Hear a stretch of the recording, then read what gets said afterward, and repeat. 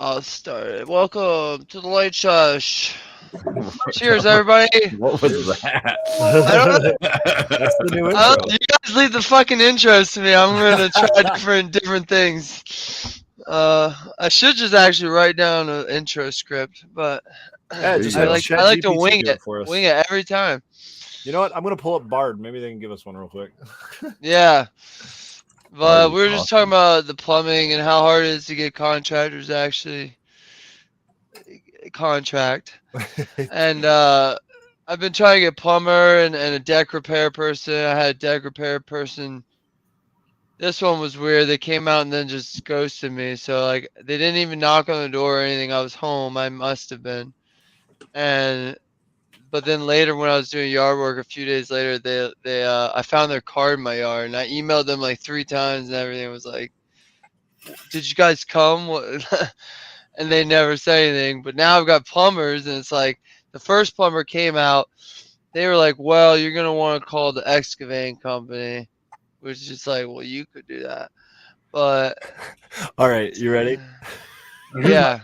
Were there any signs of reminiscences of cannabis use on your property when they pulled up? Because maybe they were like, "Oh, this dude's a doper. I ain't working for no doper." Most of No, them work here's with the one dopers. thing. Yeah, the first plumber, I kind of told him, I was like, if you got to do any permitting or anything because he had said he had to research with the township. I was like, obviously just don't mention cannabis or anything, because he knew what's in there. They did the drains.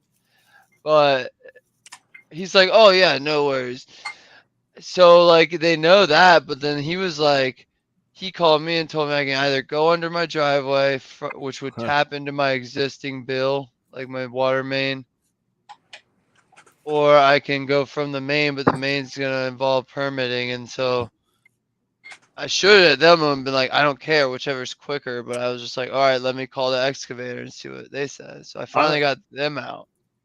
What? I would just do whatever's cheaper because even if you have to tap in the main, like, and they have to pull. Well, that's what I'm trying to find out. So I finally just got. Well, there's a big excavator. difference really on the way you build, though. So it would be far cheaper to not do that. Probably. To go under the driveway, yes. I'm kind of doubting that. Far cheaper on the water bill. Oh yeah, why? because we talked about this. I have flat rate, so it's like, what is it, like $30 a month, and you're never really gonna hit that limit where you go to the next bracket. But yeah, so it would be nice to be on the same bill and not have to get another meter from the main, like road line. But either way, I don't really give a crap. It's like, just do honestly at this point. Yeah, it's I would love to do what's cheaper, but at this point, it's just do what's quicker too. And so, anyways, I had a plumber ghost me. No, 2 plumbers ghost me. Like they set up a time to come out, take a look, and give me a quote. They ghosted me, and then I finally got the excavator out today. They sent somebody who didn't really know what they were doing. So they were like, well, I'm going to have to call the bore guy to come look. And I told them, you're going to have to bore under my driveway. It's like my house on a hill.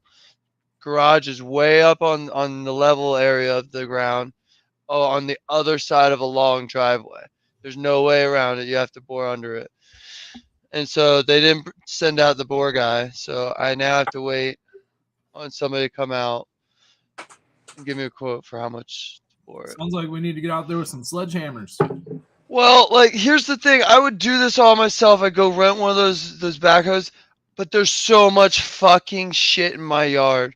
Sprinkler, gas, electric twice, gas twice, and something else. But so there's just a lot of crap that I don't really want to have to hand dig around. I'd rather pay a contractor if they would. But. Yeah, plus they'll test for where all those lines are, and that's what I'm saying. They're responsible if they nail a gas line. I don't want to be responsible with So plus they'll go. I'm just working on that. They'll go under the frost line, which is it's like, yeah. Well, that's the thing. They're gonna have to dig, way under the frost line for the water pipe. Yep. Was that 5-6 feet? We looked up. No, the plumber. It was 38 inches. I think. That's not true. It's like 54 inches or something. Yeah. That's what we thought it was. I thought. No, we looked it up. It's like 5 or 6. I think it's 5 feet. It might, yeah, it's like 48 or 52. 42 42? inches. Okay, The so minimum just shy. frost depth for Michigan is 42 inches according to 2015 residential code. But so that's kind of deep though, so I don't really want to do that.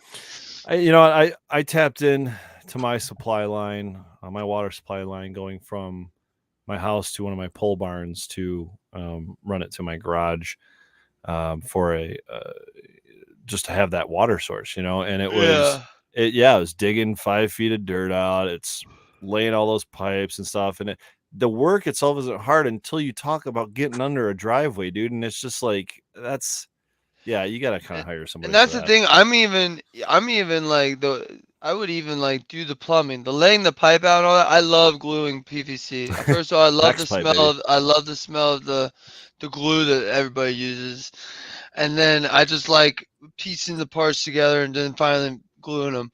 So the laying of the pipe wouldn't be that bad, Well, but then most of the plumbing's in PEX now. Yeah, you do yeah, PEX well, if you're doing this. even outside. Yeah, 100%. Oh, Yeah, they okay. got these Because black PEX is ones, black supply expandable. lines. Oh, okay. So yeah, so Or blue and I would red. do that's that. I would fine. do that. It's whatever. But But then that's they real have small. to That get blue and red. under That's like my 40 garage and drill up through the concrete to get in. Jeez. So Oh, that's where God. I don't know. So it's like I'm definitely just gonna hire an excavator and plumber or whatever. But it's what we were talking about for Girlie said. Since the pandemic, I've noticed because I owned a house before the pandemic and then after, and I've definitely noticed it is like pulling teeth now to get somebody just out there for a quote, and then even if you get them out there, it's like, are you gonna give me a quote within a couple of days? Like I'm here to spend thousands and. Can I say it? That's because we all got $1,500. Nobody wants to work anymore. No, I don't want to like say shit like that because it's not that. I don't know what it is. I don't know how that would still be lasting. I feel you, Red. I know, and I think that was maybe at a certain point or whatever. Like just The jobs there's so I'm many other trying to factors, get them but- to do are more than $1,500. Bitch, that's all. It's just the boomer bitch. That's Yeah. But I mean, we had contractors here during the pandemic, and they let slip that one of their guys on their crew was a chef who was out of a job because of the pandemic. And it's like, dude, I don't want chefs, like hired chef or trained chefs working on construction and then work. exactly, it's like, sure, Why you not? guys have inflated all your Because labor he quit halfway prices through, and Spartan. stuff. I'm not kidding you. He literally quit halfway through because he couldn't handle it. It's just like, well, Even if he was doing it right, I want the top guy. Like, and I'll well, pay especially you when I'm paying I top wasn't getting money. a deal. Put it that way. Yeah. Hey, so real quick, introductory monologue for the Michigan Bros Grow Show. Thank you to Bard. All right, let's do this. Hey, everyone, and welcome to the Michigan Bros Grow Show. I'm Fergoli, and I'm here to help you grow the best cannabis in the Mid-State. On this show, we'll cover everything you need to know about growing cannabis in Michigan from seed to harvest. We'll talk about the best strains for our climate, the best grow methods, and the latest tips and tricks from the pros. We'll also interview special guests, including Michigan growers, breeders, and industry experts. So whether you're a beginner or a seasoned grower, there's something for everyone on the Michigan Bros Grow Show. I'm passionate about growing cannabis, and I love helping others succeed. I've been growing cannabis in Michigan for over 10 years. How do they know that? That's creepy. This first of They all, actually know that. if I just say this every week, I'd blow my brains out. That sounds. Hold on, I'm not done yet, Biggs. I'm passionate about growing cannabis, and I love helping you succeed. I've been growing in Michigan for over 10 years, and I've learned a lot along the way. I'm excited to share my knowledge with you and help grow the best cannabis I'm puking possible. on the inside. Subscribe to the show, hit the notification bell. Let's grow some great cannabis together. Because that reminds me of so many YouTube shows and like influencers. Watched all of your videos and learned all about you. That was crazy. Oh, wonderful. Well, I liked it. I thought it was all right. You like the robot script? Not muted. I still think Rolly's muted. Oh yeah, Fergoli's muted. I'm just saying, like, if I didn't know anything about a show and I was just reading a synopsis about it and it said that, I'd be interested. I feel like that'd be great for the text box for every show, but like I wouldn't. Yeah, I wouldn't want to say that every show. Could you imagine being a regular and having to hear that every time? Like what? No. Just skip through that. Can I skip? No, it's live. You're fucked. Did you like what information did you give it for it to create that? That too. You're muted. I said, write me an introductory monologue about the Michigan Bros Grow Show. That's it. And then I just said that again. So except that's I it. added, That one sentence, and Yeah. it like looked up our show to know it was cannabis mean, and it's stuff. And watch every video. That's nuts. If it Well, did, it's already watched all the video. It's got all the data, already there. Whether it's the, literally what we're saying live to, the objects in the video, right? It's all AI. Can pull all that from AI. I did it again, but I tagged on including facts about Spartan grown. Oh. Okay, here's one of them. Here's the 2 sentences about it. This is so funny. One of the Michigan growers that I'm most excited to have on the show is Spartan Grown. Spartan Grown is a Michigan-based grower who has been producing high-quality cannabis for over 10 years. I guess everyone's growing for 10 years, maybe. He's known his innovative cultivation methods and his passion. He's known for his innovative cultivation methods and passion for the plant. Ain't that true? In addition to his growing operation, Spartan Grown is also the co-founder of Frugoli, a Michigan-based company that provides high-quality cannabis genetics, grow supplies, and cultivation consulting services. And they got it. Bro, AI doesn't give a fuck about canon, including reality canon. Now like, owns half of Frugoli. yeah. I didn't know if you know that. I want to meet pretty this Spartan Grown guy. So I play the like Pathfinder, which is like Dungeons and Dragon games online, and when you make a character, you're like, all right, now I want find a picture on Google Images, what they might look like. So you search like lizard man knight, so it's like, and try to find something.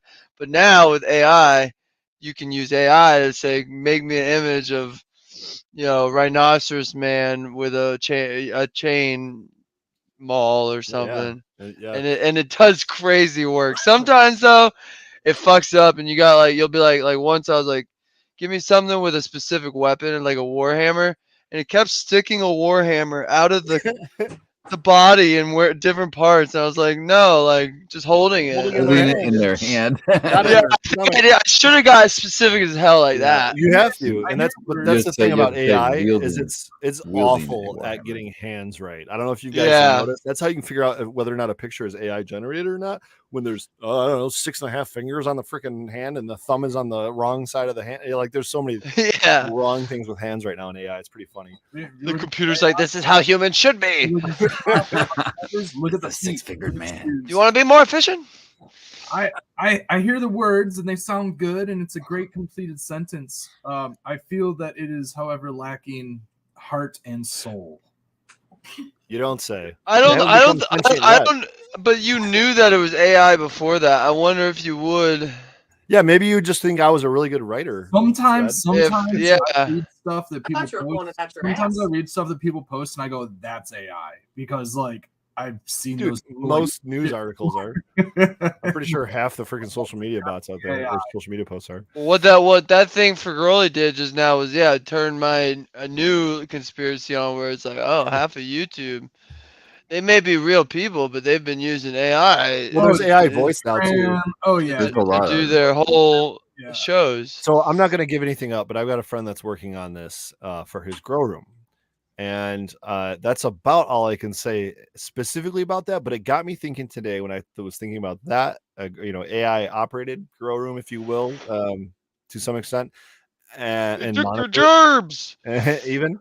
But then, speaking of taking jobs, I watching this Monday Night Football a little bit earlier, I started thinking, man, they sure do seem to have a camera on every single player, every single celebrity in the stands, all the coaches. Like there are so many freaking cameras, and I get that. Like that makes sense, production value. Okay, it costs a lot of startup capital to get these like $80,000, $250,000 cameras or whatever. But who's operating these cameras, right? That might be a $60,000, $80,000, $100,000 job a year or something. Are we really going to have maybe 300 cameras or whatever? Let's call it like 150 cameras and pay each one of those operators $60,000 a year? Probably not. I'm wondering, and I don't know. I'm wondering how many of those cameras that are watching these sports games, specifically football, we'll call it, how many of them are AI operated, in which they're just trained to use either facial recognition or just, tracking, some sort of tracking, or maybe the numbers in their jerseys, and they just track that player the entire game. I mean, the drone ones for sure, I bet. Because they probably just use the same shit DJI does that follows you or does Right, all the there's pretty cool, good track. I mean, it's hard cool when there's so many tracking. people, but if you've got a good enough camera and good enough AI and the software on the other end of it, man, I have to imagine there's dozens and dozens of cameras in each game that are just simply AI operated. I may be wrong, but it seems like if they're not doing it Well, already, and then it's like, who's controlling? Have you seen those crazy camera lines at the like football games? Oh yeah. They're like zip lines, but they got cameras that must have a motorized little bearing. it's And I wonder if those are gonna, maybe have those transferred to AI control instead of somebody. I read the story about the guy that patented that. It was one guy, and I don't Probably know. interesting as fuck. I don't know if it's because it was a Michigan guy or something or that I like dug into the story, but yeah, one guy basically just developed that, and they went from using literally blimps to let's just attach a couple of zip lines essentially across the stadium and put a camera with some pulley motors on it, and now he's got an overhead view just zipping around all day long. Yeah, it can zoom right. It'll go right over them, and just zoom in. That's insane. Yeah, I don't know. That's in every stadium, dude. Every college stadium, every pro stadium. Yeah, well, football today because it's like the amount of money we put into the Gladiator Stadium is crazy. I don't know. It's when we like, could just emotions. It's like watching movies. Movies are so like quick through the framing nowadays. It's like I don't know if it's AI. Well, it depends on I can't what's your refresh rate on your TV. No, it's just like the way. No, he's talking about like switching from scene to scene to scene. You know what I mean? Like, oh no, that's just shitty filmography from shitty Hollywood era we're in. Hollywood has gotten so just like they're all about profit, trying to make it's trap. 90% of the stuff coming out is trash, TV and movies. Well, we all know that. I get that like same feeling watching football today. It's like it's almost that. Oh yeah. I see what you mean. Yeah. Like, it makes me scripted. No, he's saying it goes camera to camera to camera to camera to camera. Yeah, it's like the YouTube algorithm. I don't know, maybe it's still going on, but it seems like 5-10 years ago where it's just like everything's just quick cuts. There's no downtime. There's no pausing. There's nothing. It's just constant. What's the word? Just like it's always in your face. Go. Yeah, I can barely watch regular TV anymore. It's so painful to me. Just the ads and everything, and ads. Oh, dude, yeah. Like on, say for example, Red brought up football. I haven't watched a football game in over a year, and I was like, "Fuck it!" I got like 10 seconds, and there's football on. I flipped it on just for something to watch while I was eating dinner. And Jesus Christ, they even have ads during the game now. It's like, wait a minute, like we're watching the game and they've got a little thing up in the corner and they got this other bullshit over here and this is brought to you by this. It's just like, you know what? I'm not going to watch football anymore. I'm not going to watch it. Yeah, I cut the cable cord years ago because it was just getting bad and worse and worse. And it's kind of like, well, yeah, I was just watching. This is just regular free TV off of the old antenna. Yeah, but I'm saying when the internet came around, it was kind of like you became the product. So if you're getting ads, it was because you're getting a product for free. So when it came to cable, it's like, well, why am I paying you to also serve me ads when literally 40% of the content you serve me is advertising? Why am I paying for that? So I just quit paying for it. I remember when satellite TV first came out and it had no commercials, and that was one of the big sellers for it. And a bunch of people got satellite dishes, and then they started slowly bringing in one commercial, every half hour or something. Every platform, dude. Every single platform. Now it's even television, man. OG television. They used to just shut it off. The network just shut off for the night. Yeah. You just get static. All right. 9 p.m., 10 p.m., whatever it was, just static and see you at 5 a.m.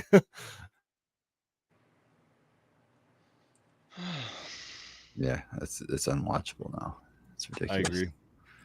We were talking about AI, and Joe Rogan had a cool guest the other day, and it was like a CEO of one of the big AI companies, and he said shit that like everyone kind of thinks is gonna happen, but he's like, no, it's gonna happen. Like dead serious. This guy, you guys should That's what Joe's show is though now. It's like such a shock guest fest. Which show are we talking about? Joe Rogan. Oh, you talking about the one with back with Brian Redband where he's just like I think he's talking about like staying up at night or something, freaking out about it or it's Sam Altman. He's the CEO of OpenAI. Oh, okay. I haven't listened to that one yet, but I did see that. Just started it, and I was like, I don't even want to listen to it. It's just terrifying. Like he was talking about like the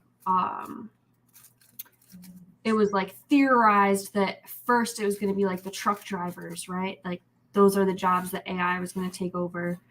But instead, it's going more towards art and those types of jobs. Like it's taking those first. The writers, copywriting. Yeah. The thing that I've seen the most so far is the fucking cash registers. That's the first thing that AI is really taking over. If you think about it, you got self scans. You got self scans everywhere now instead of fucking cash registers. You got going to it's not really AI. That's just you doing the work. Same thing with no, but I'm just saying they're replacing. If that's people. AI, then we're on AIs right now. These computers. That's just simple computing. I think it's more leaning into they took our jobs part of the technology. No, what I'm saying is they're already replacing. Yeah, they're already replacing people. Like, yeah. Yeah, technology is, but I mean, so was. So, the tractor replaced a lot of people. Floor plants. Well, yeah, that too. It replaced a lot of animals, really, but people too. For a while, we were the people. I mean, medieval times, we had to work the fields. What? So, work the fields. You guys want to start talking about those pyramids again? Don't get me going on tractors. Yeah, we already had this discussion. He don't need a permanent scale, damn it. 10 acres, though, you're going to want a tractor. Nah, use animals. I'm telling you. Well, then you got to take care of the animals. 10 acres. You get more than enough. So that's an extra couple hours each day. And the rest of the acreage would be great for animals. Animals can do a lot of work. You put some sheep, pigs, and chickens on an area, clear that fucker. So can a robot, Red? That's true. Yeah, you could get they got robot egg drones now. A one-time purchase. You just have to pay for electricity to recharge them. Maybe insurance. Going to $200,000. Yeah, probably robot insurance. It'd probably be a good idea. Did you see the thing that they were pulling behind a tractor that weeds? Slave to with lasers. The weed laser thing. Yeah, that's pretty cool. Enslave yourself to subsidies and all of the. I don't know how efficient it is though. It's a whole lot better than pesticides. For those machines. That's true. That's true. You know, we were talking about work machines, and they did it to us with televisions, and they enslaved us to owe financial debts to people with our credit. Well, people did that to themselves. The credit thing is the debt thing is huge. That and how they don't want anybody to own private property. Isn't most of this panel Isn't most of this panel older than the credit score system, or is that a little bit older than I remember? I don't know how. When did it come out? Didn't it come out in like the 80s? I think it was the 80s. I'm not older than that, but. Well, you're the young buck. It's okay. I was born in '78. Pretty damn close to the 80s. Yeah, you're the old man. It's funny because people go, I don't want a system that rates me, like that Black Mirror episode. Yeah. And then we literally do have one. We have one that affects your whole life, and it's called the credit system. 1989 was the first credit score. Way older than that. So 1 year before I was born. But poor Baked, he's known nothing other than the credit system. Yeah, well, here's the thing. Thank you, cannabis, because at one point I was, a savvy entrepreneur of cannabis, and I learned. I was like, the people you really don't want to get a call from. Oh, here's, Billy Dilly calling again. I know what he wants. He wants a front. He wants that shit on the loan, and you never want to, do that. And you never also, I've been on the other end where you don't want to have to be the person who's asking for a front. And then I get older and I'm like, this is just a fucking system of fronts. Everybody's, living Welcome on to fronts. America, baby. Yeah, I was like, and then $33 trillion in debt. they would always talk about how America as a country was on a front from China, and I'm just like, what in the world? So yeah, all I have known is that wars that we're not sure why we're doing, like the desert ones. But Are if you were people born in just the 90s, answering what year they were born in now? Because I don't know. there's I was like watching 30 chat. guesses I'm in just chat. like, all right, Yeti Red put his age. that or it's Yeah, I your think credit that's what's score, and happening. you guys really got to work on those. Other people are possibly putting either their Yeah. ages or what year they were born or what year they think the credit score was. 420 is a cool number until it's your credit score. Yeah. Ooh, yeah. I'd rather be with the I 710 think they're gang trying to win after seeds. I'm not sure. that.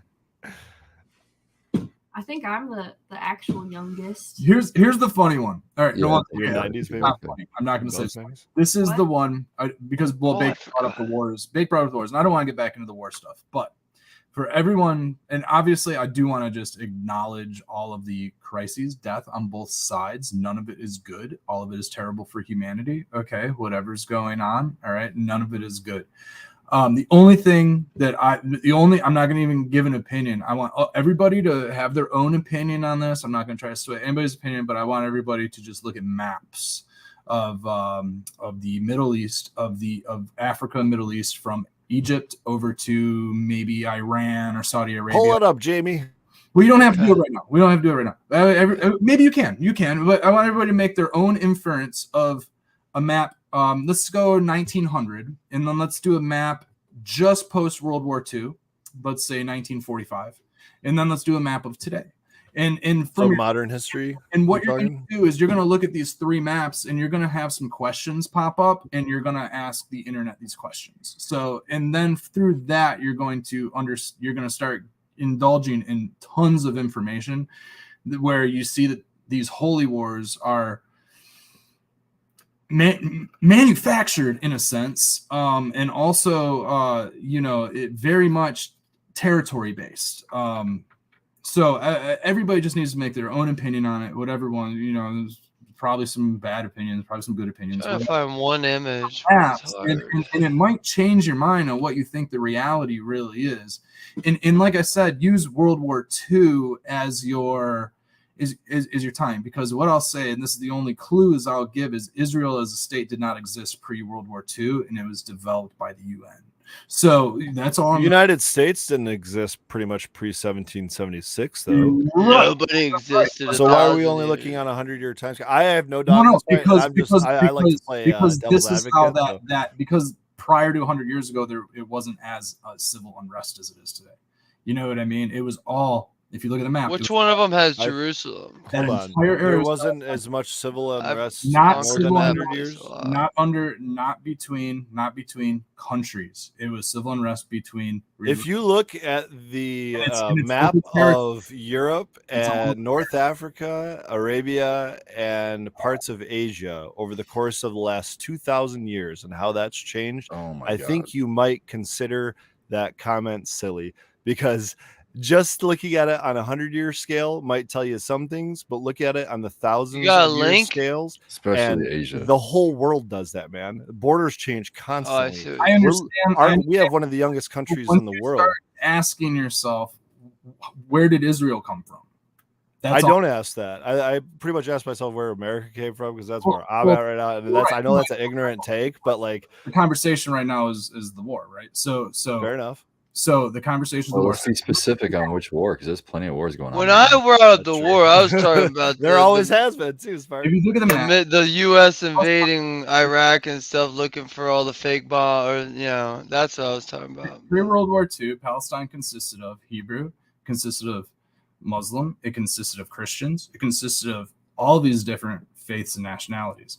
It has been divided since World War II based on religion, and mostly religion. And that's not a coincidence. You look at. I think they've been warring for a long time. Hitler sided with the Ottoman Empire prior to World War II. The Ottoman Empire ruled Palestine. Palestine is the entire boundary, which now contains Israel, Gaza.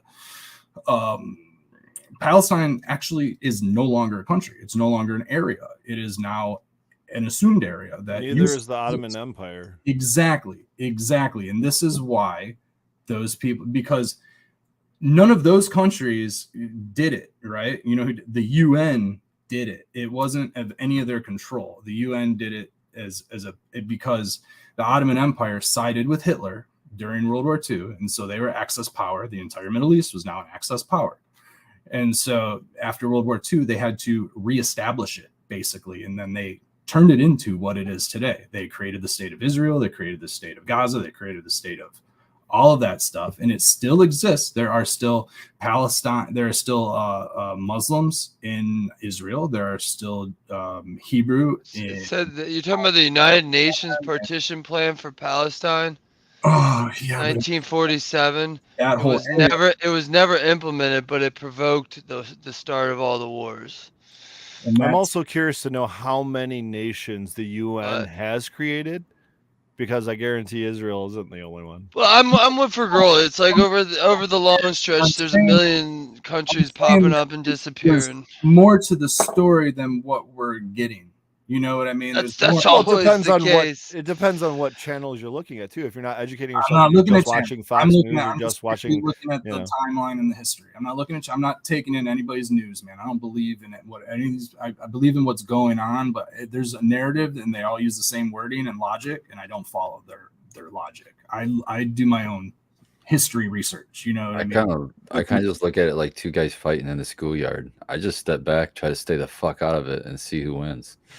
Where I'm at with Spartan, I don't feel like I have a dog in this fight, honestly. That's how I felt with all of the conflicts lately. Pretty much, other than 9/11, yeah. I was old enough to understand that one. You know what I mean? But you don't want to get there. Well, I'm not gonna lie. What about jet fuel? Or humanitarian issue. You know what I mean? Let's start at the beginning, everyone. Puppies. The Michigan show about cannabis issue, and we only hear about. Have you heard of the drug OxyContin? Same time does nothing for our audiences. Yeah, but I mean, that's the thing too. The sad thing is that every war is a humanitarian issue, 100%. And the people that lose are just you and I, the regular fucking farmer. And most of them are religious fucking business. Those are the guys that lose. Exactly. It's always yeah. You can't really. There hasn't been a good reason to war for quite a long time, and even when we had one, it was like, wish we could have not done that. I'm sure a lot of families and loved ones and stuff think that. So, but yeah, they got Bigfoot. Talk in chat. In Colorado, there was. Yeah, they just got it off the train. Somebody videotaped it off the train in Colorado. What? Seriously? What? Yeah, it's a surprisingly good video. Better than all videos. Colorado. But it still could be a dude. It could be a dude or a woman or anybody in a fucking Sasquatch. Yeah, I mean, it's fucking Halloween. Pretty clear photo or video. I agree. It's the best. This is the one I saw. It's the best clear one that I've seen, honestly. Let's get kicked off. Can we go to abcnews.com? Who knows? Now that you've said it, Bardo's got us, and no, we've been canceled. Florida man. Oh. Man. That's Jack Black. That is Bigfoot? Come on, guy. Get there. Well, that's it's gonna like in a Bigfoot costume, but that's fun. Yeah. That's the dude who filmed it. But yeah, it would be funny if we get a strike for the Jack Black and not anything else. At least we're not playing. That looks pretty. That looks pretty. That looks exactly like a Bigfoot costume would. That's what I'm saying. The movement looks very human-like. Yeah.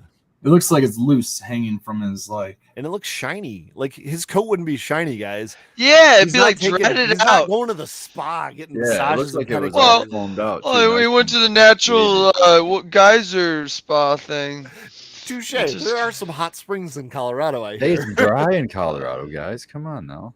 Just stand there and let the mud take care of the heat. There's a mud bath involved. He had a few split ends, maybe. Dude, you guys are right. This could totally be Bigfoot. You've changed my mind. Yep. It's a very bougie Bigfoot. The thing is, all right. So you see that? It's 2023. You couldn't get 1,000 hunting type guys out there within the hour, scouring about the, square miles, a couple square miles with ATVs to hunt that guy. Are you kidding? No way. They'd You're find him not. like that. Dogs. You get a pack of dogs, they're gonna find that thing. What year So, are you living in, man? No, there isn't a lot of fucking hunting type guys out there anymore. what are you And talking about? no, There's a million that do it on the weekends. It's hunt there's season. not a million. I wouldn't say there's a million. There's 2 on the panel out of 5 right now. I was gonna say, I bet you there's a million in this Red state. and dude. Pergroli go hunting every year, and they're not even the intense one. I'm talking about the guys that watch Duck Dynasty There's and, so and many stuff like deer. that. There's so many deer in the herd this year that they're asking everyone to get an extra one. Oh, they There's always not do that many hunters out there, man. Well, That's because they got dumb rules. Like, oh geez, I'm Like, just saying that. It doesn't matter the reason. I'm just saying there's not as many as what you think.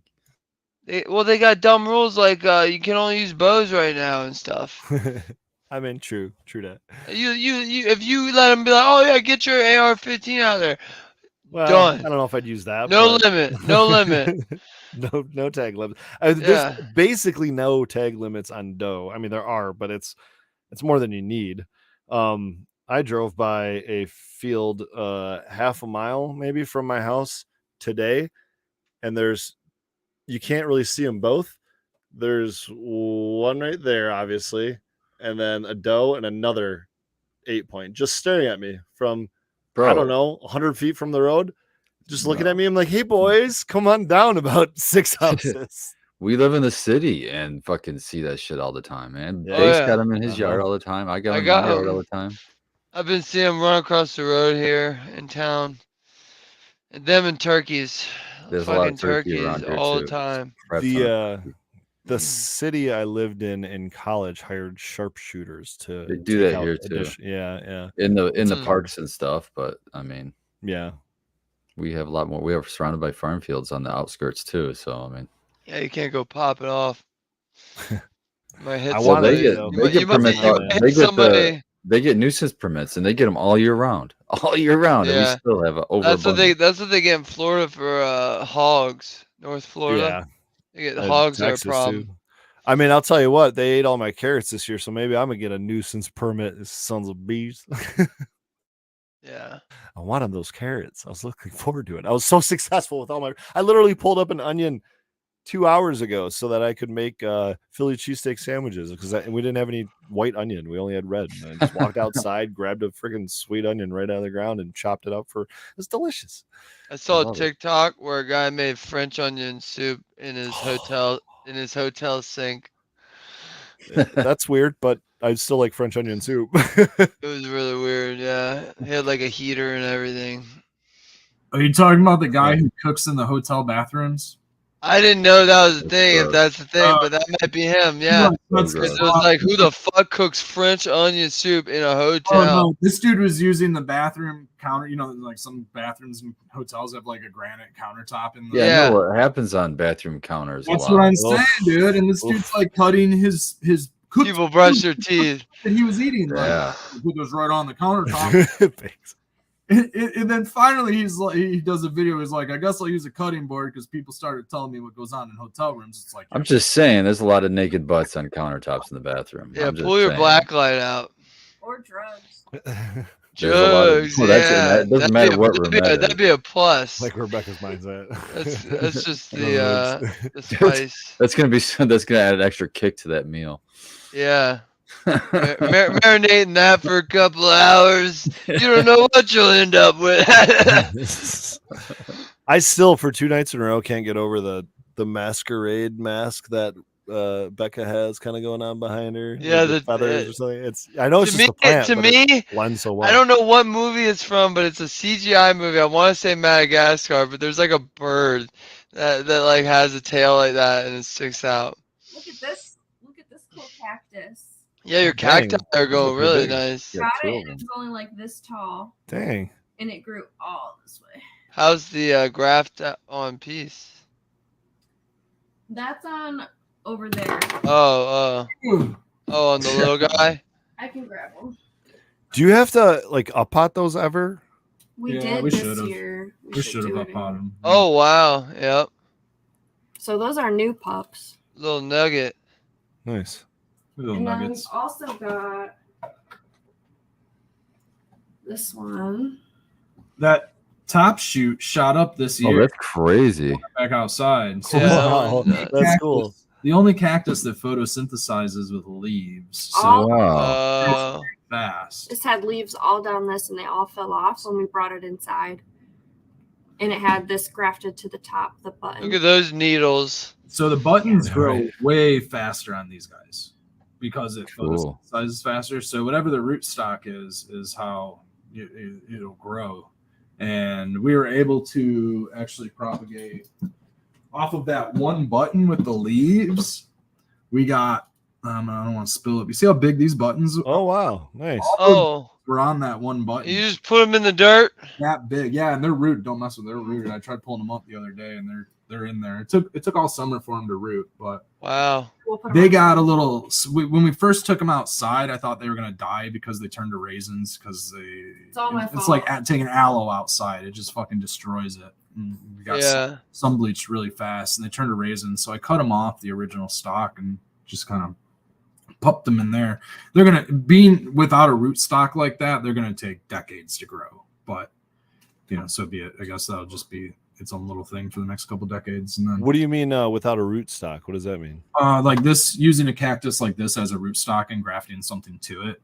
You can graft Oh, to Something it. that's Okay. like years ahead of it. Yeah, it's much faster growing. And then the one with the leaves is really fast. It grows incredibly That's fast. got to be the best, man. That seems like It turns Luphoras, which normally would take, like, to give you a scale, like for a Luphora to go from like that big to like that big, it's like 20 years for Holy him to get smokes. like a normal size like button that's like medicinal. I think it's like a 50, usually they're like that. It's like 50 years for him to get like that. damn.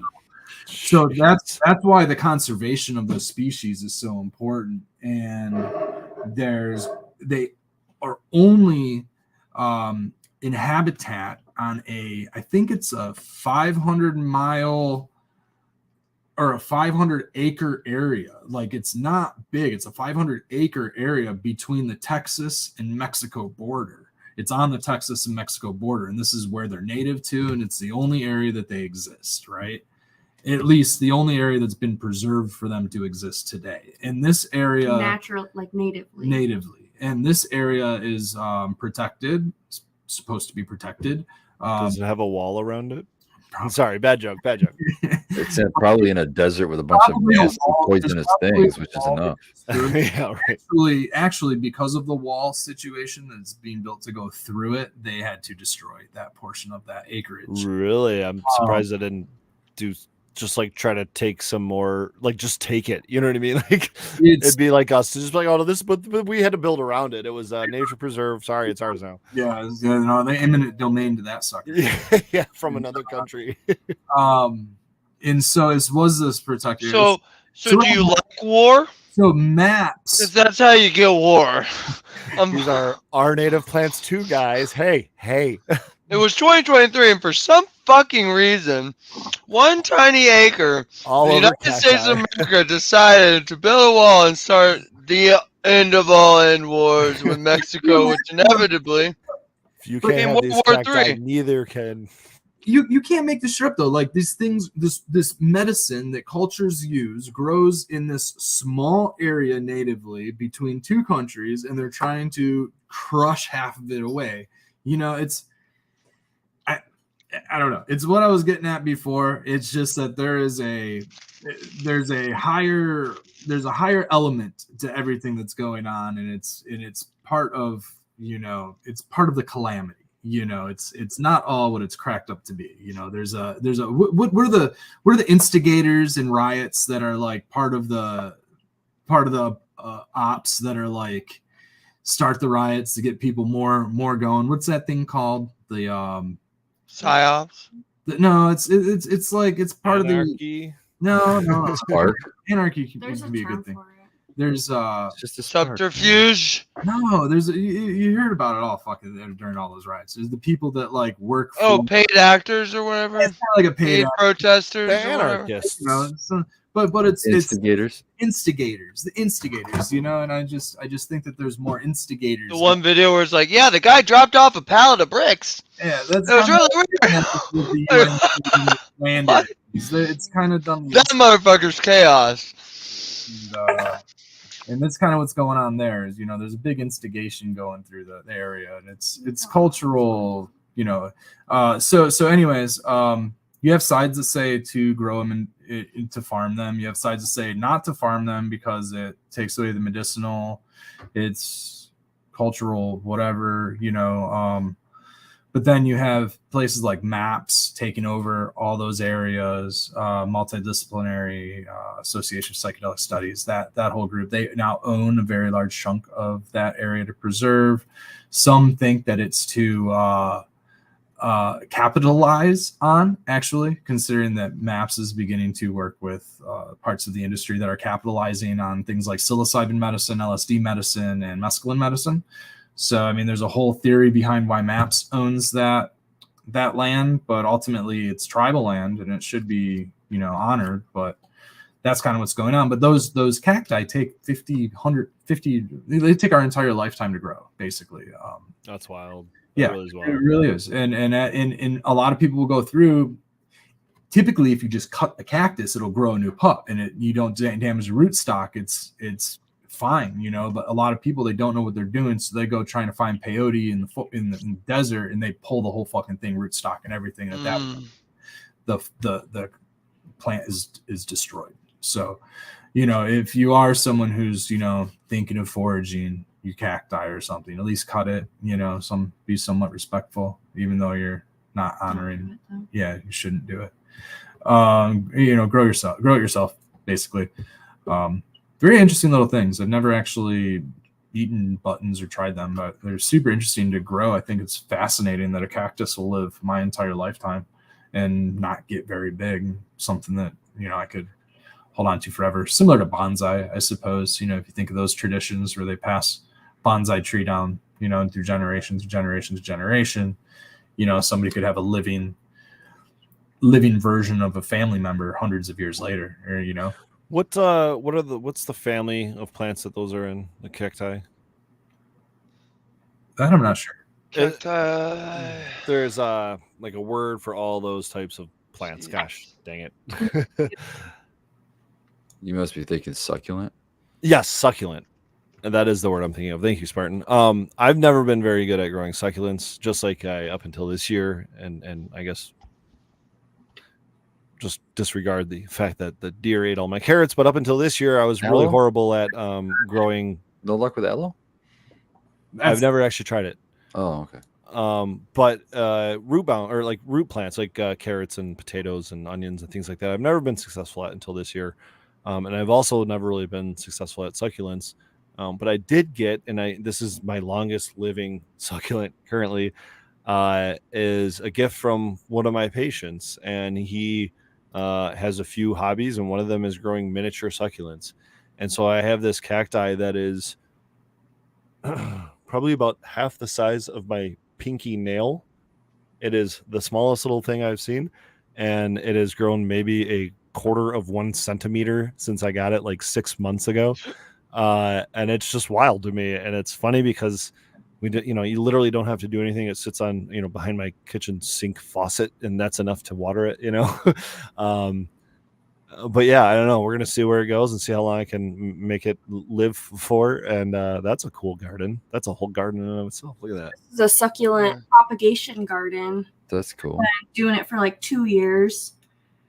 And I just take little propagations off of it because they just keep growing, right? And the leaves fall off really easily. So I just kept sticking them in here. Or I got one from Kroger off the floor. I remember that story. I think it was Rosemary's Oasis.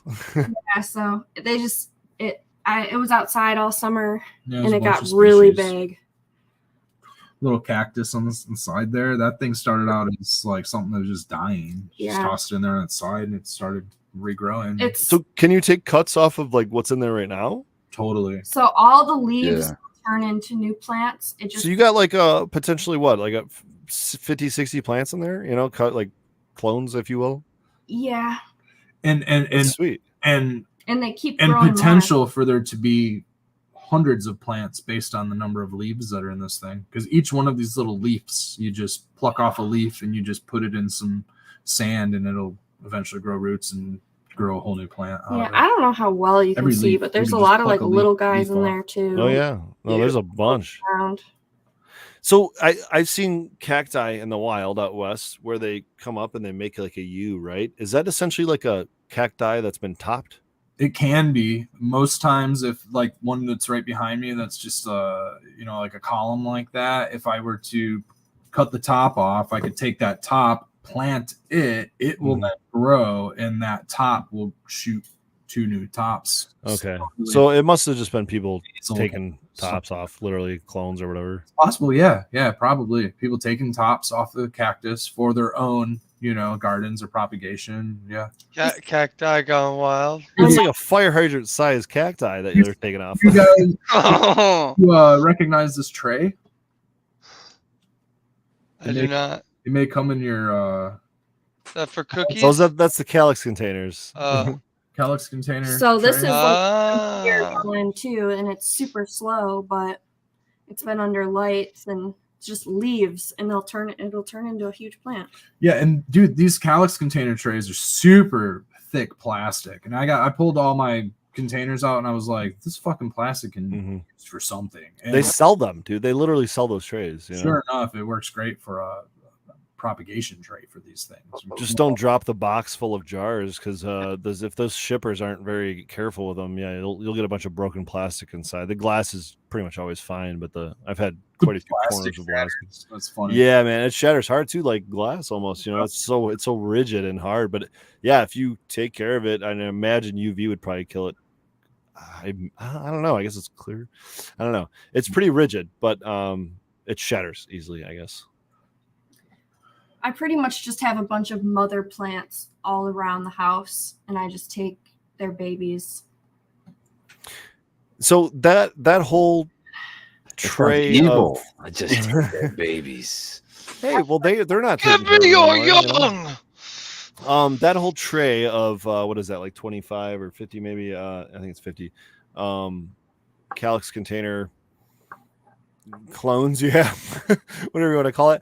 How are you watering it? Is that literally just like a spritz from a hand spray bottle? They dry out really fast. They're under it's under an LED what's it called again? Dust light. It's under a fluence. Oh wow.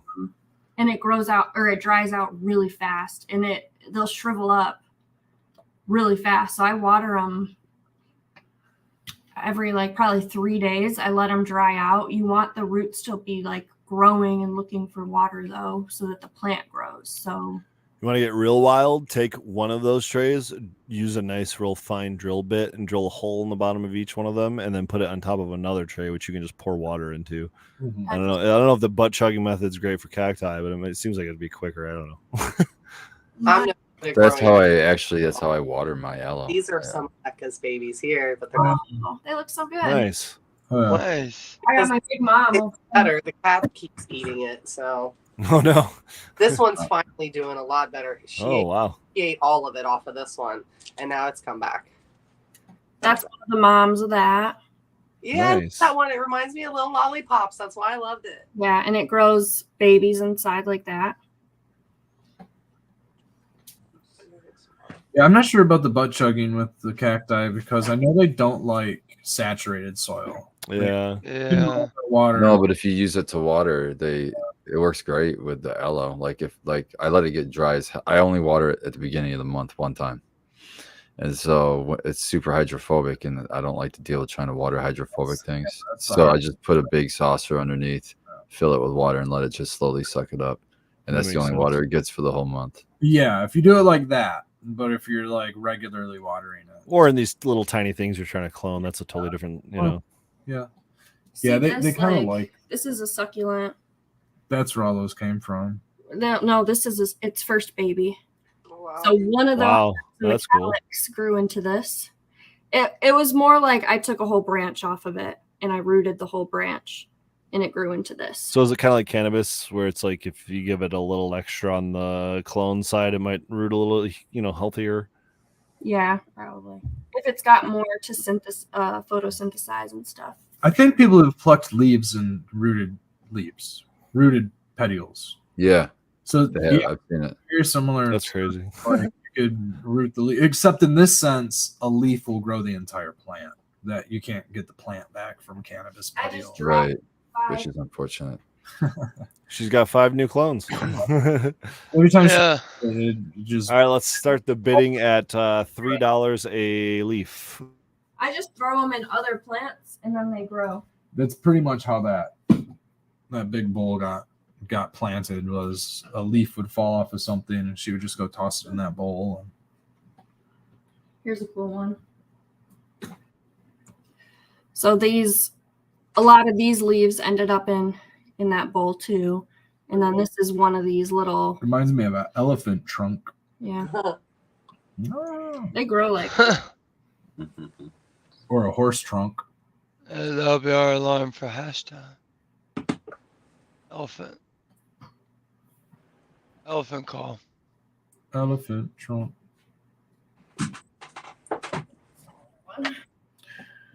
Here's a smaller one. This one's cool. Kind of let it dry out. See, I let it dry out, and then they did not make it down here. Oh, yeah. Some of them did. You saved it. And then one it's of these. Like a little aloe or something. What is that one? This is not an aloe. This is let me It's like a miniature. I have too many plants. Where is it? Where's it? There's plants that we brought in all of our stuff on the deck. We still have 3 trees to bring in the house, but fruit trees or something? Everywhere. Avocado, like a lime, and a grapefruit. No, lime? Lemon. I think it's a lemon and a grapefruit. The avocado's gotten huge, and it represents the time I quit smoking cigarettes, which was 2016, I think. 2015. Yeah, 2016. Spring 2016. Just a couple days after my birthday. What is it called? It'll come to me. There's a name for it. Sorry.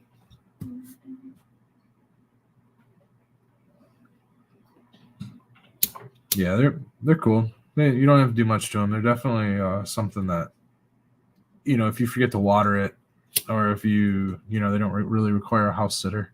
Some will root like this. This is a snake plant.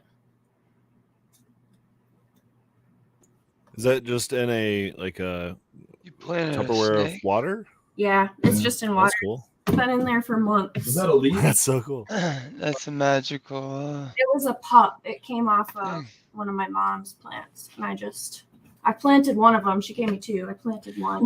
So is caring for houseplants a genetic thing? You just said your mom has them. I feel like this is definitely like a like if you grow up with it, you kind of it and you do it. But like I don't really remember having I got houseplant. My mom did nothing. Houseplantitis. Yeah, my mom over time has gotten them because I'm into them. My stepmom is actually really into houseplants and always has been.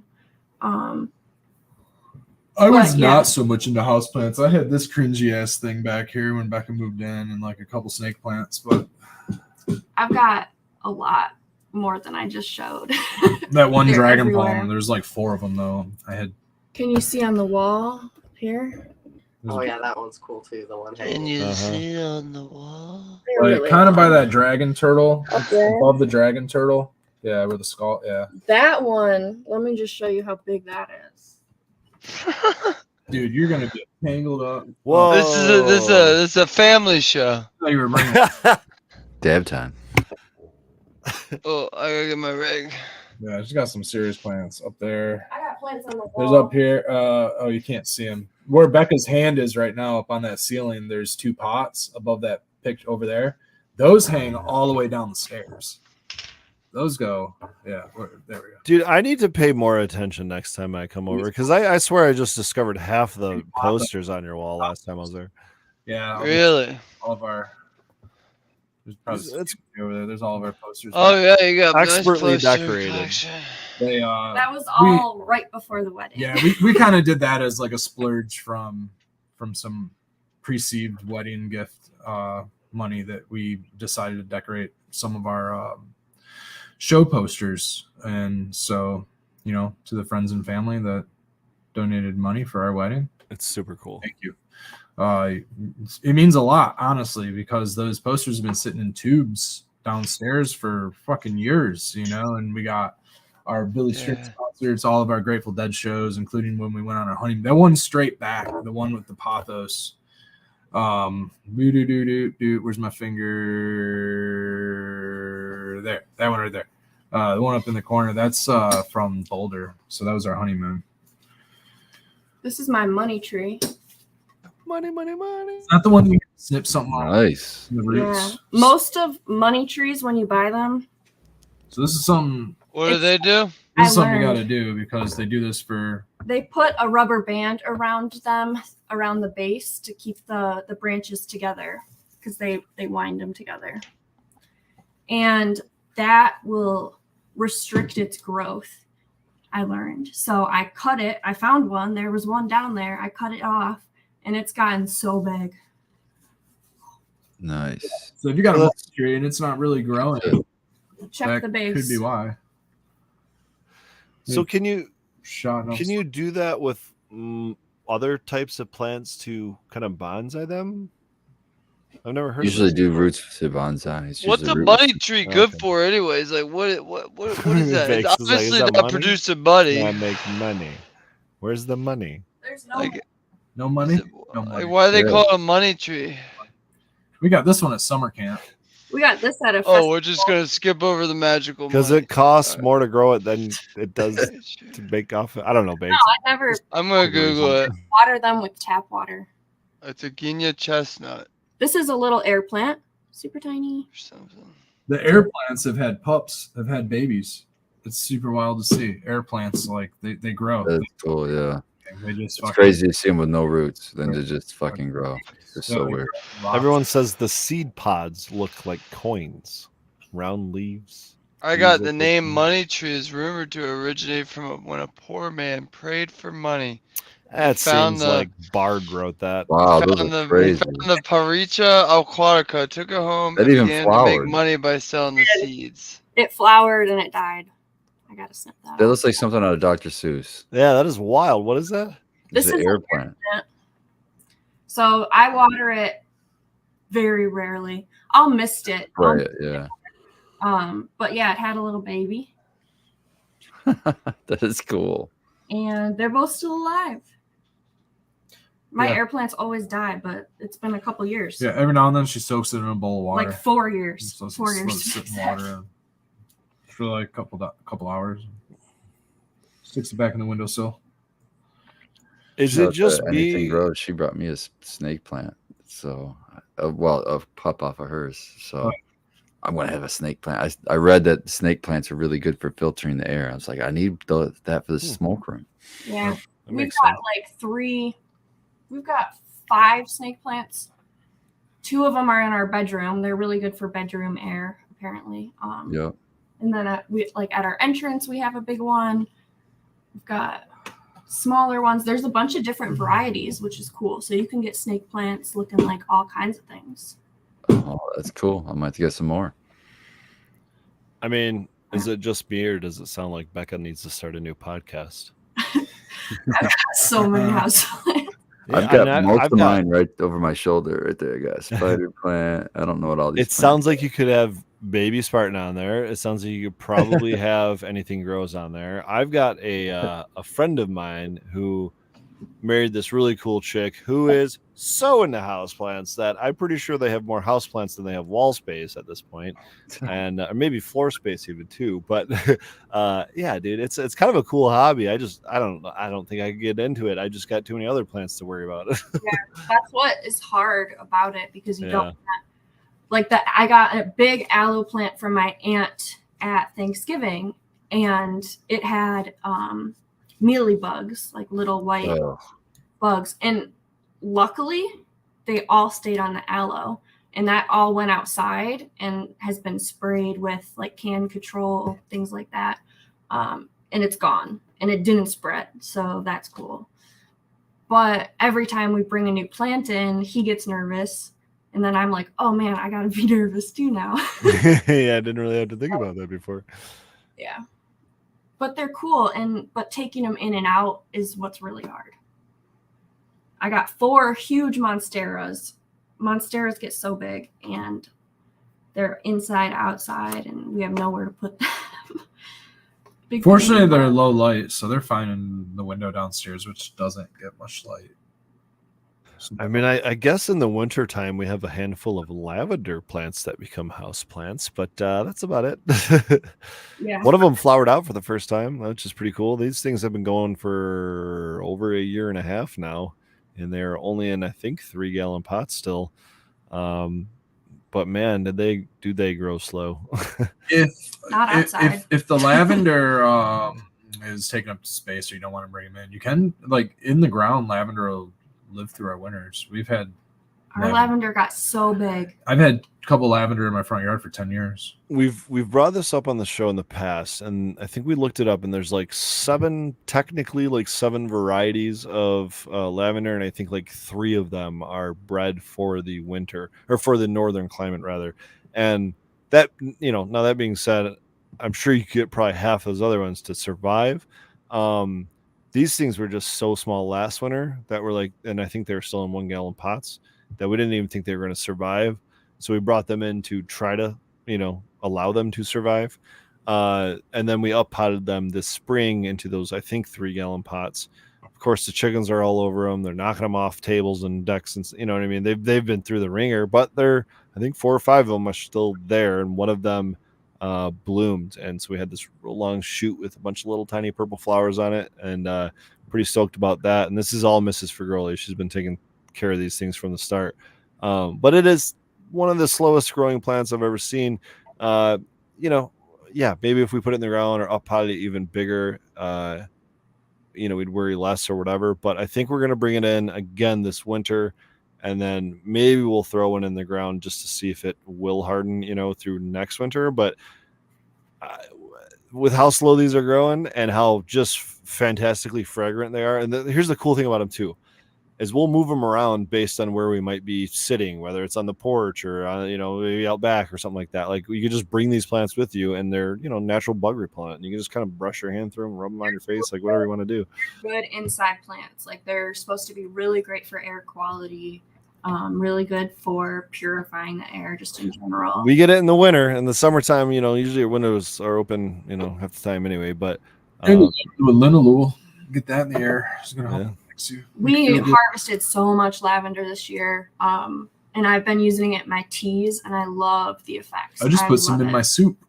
Do you know that I can process that via hydrocarbon and concentrate the lavender oil for you? Oh yeah, sweet.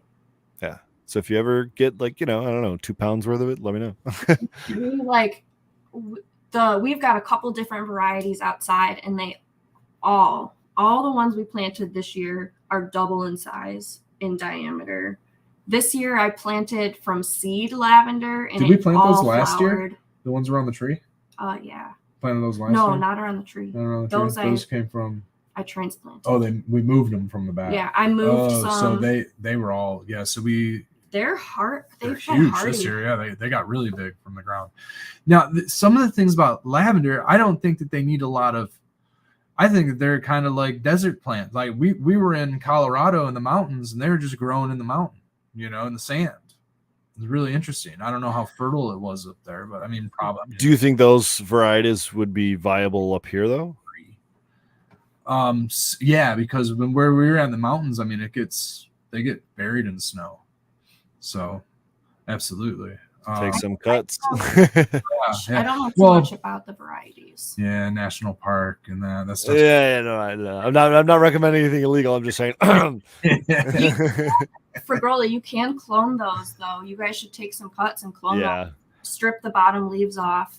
I've been looking at a lot of different plants like that around our garden where I'm like, I probably should just clone. It'd just be probably faster. You know, I've got so much cloning equipment. Like I have like a 244 site cloner I'm not even using. Simply, like this is ginger, and I'm trying to root some, like clone some actual ginger sprouts that we had growing outside. But like normally you just do the tuber. Shout out to Rosemary's Oasis and the ginger video that we just posted. Wait, did you just shout yourself out? Yeah. The whole thing. To be fair, I did lavender from seed this year though, and it all flowered, and it was super fast. And they're smaller, but next year they'll just keep getting bigger. Do you remember the like the variety at all, or like even like the common name or whatever? I can look. One sec. Rareseeds.com. Yeah, we did all ours from seed 2. It's I don't know. I was just surprised. It seems like a lot of herbs and things like that we grow though are super slow. Now rosemary, even though you would think that it's the same family and it's very similar plants, sage family, this, that, and the other.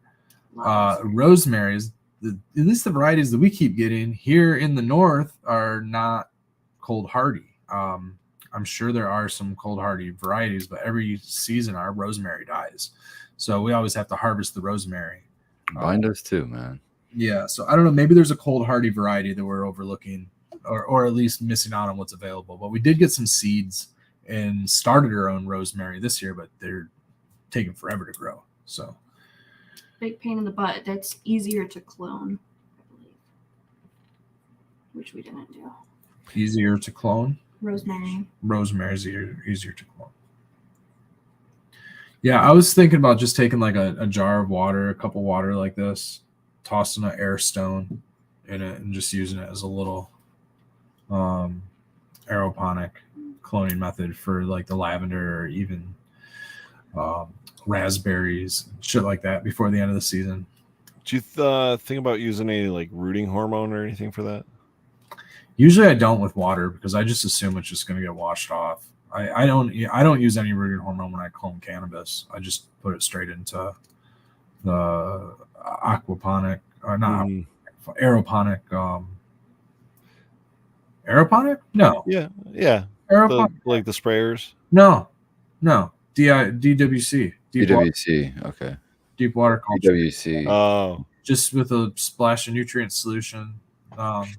Like 100 ppm, 0.1. They make the Clonex makes the solution for those too. You know, it's like the concentrate you just like mix in with your water or whatever. But I don't know. I go back and forth on the rooting hormones because it just doesn't seem like there's any consistency. I usually will use them when I'm doing plugs. I've also done plugs a lot without it, and I mean, yeah, a lot of times when I use Clonex with the plugs, I get like hella like roots. So there's certainly some sort of a PGR or something in there that's increasing that root growth stimulant. But either way, I get roots no matter what. I put a clone in a glass of water, I'll get roots after a few weeks. But right, yeah, I mean DWC style, I'll get clones in 5 to 7 days without a hormone. I did them with Clonex the first time, and I just put it in there, and I watched the Clonex just like it washed off, and I was like, yeah, water. I guess it's just in the water now. Whatever. And so, yeah, I probably should keep it more sterile, but we'll boil our air stones. We'll boil the air stones down and then let them dry out usually. Reuse our air stones that way. There was a time replacing air stones. I just keep reusing. What do you think the most important factor in cloning is, other than genetics? Because I mean, come on, that's the easy one. I'd say the health of the mother plant.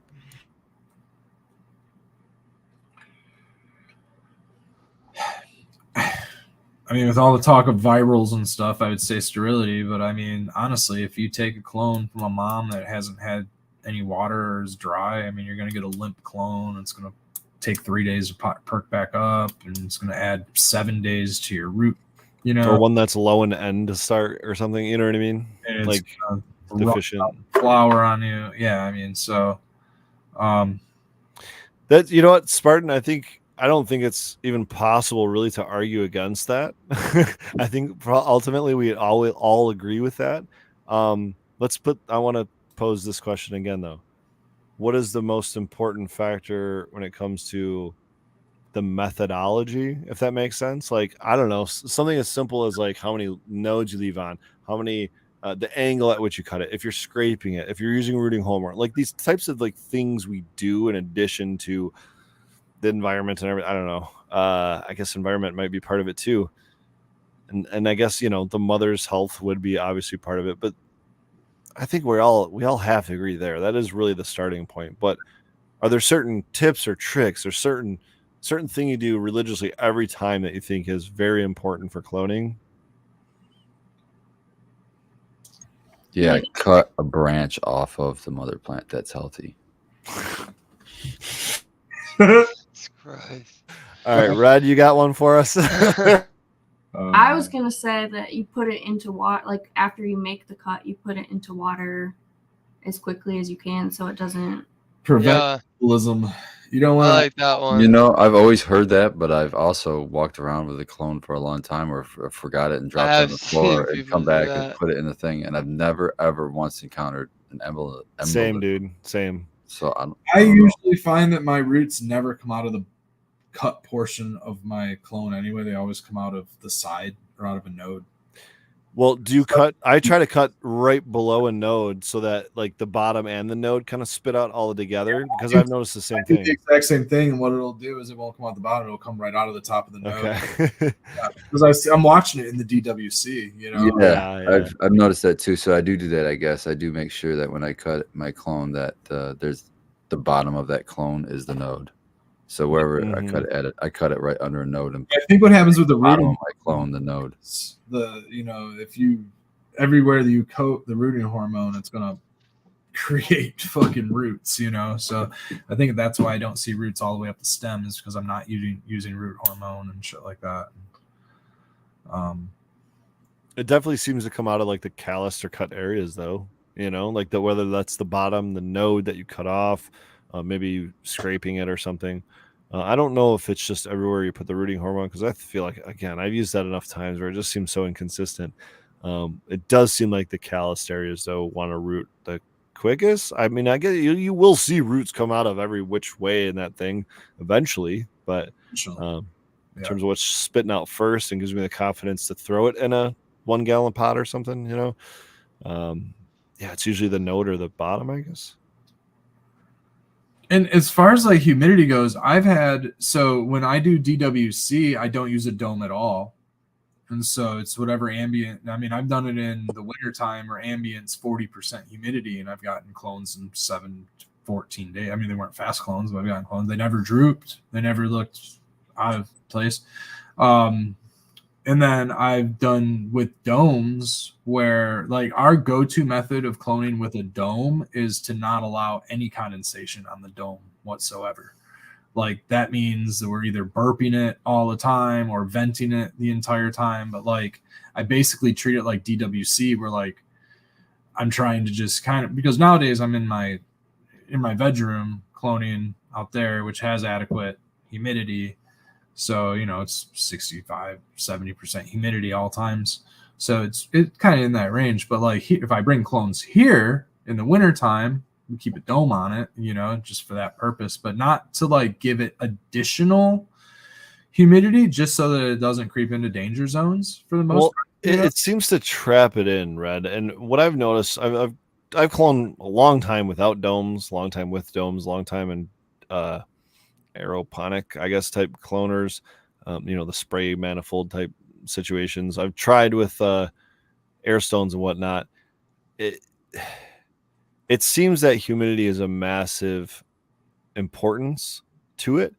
And it seems like, yeah,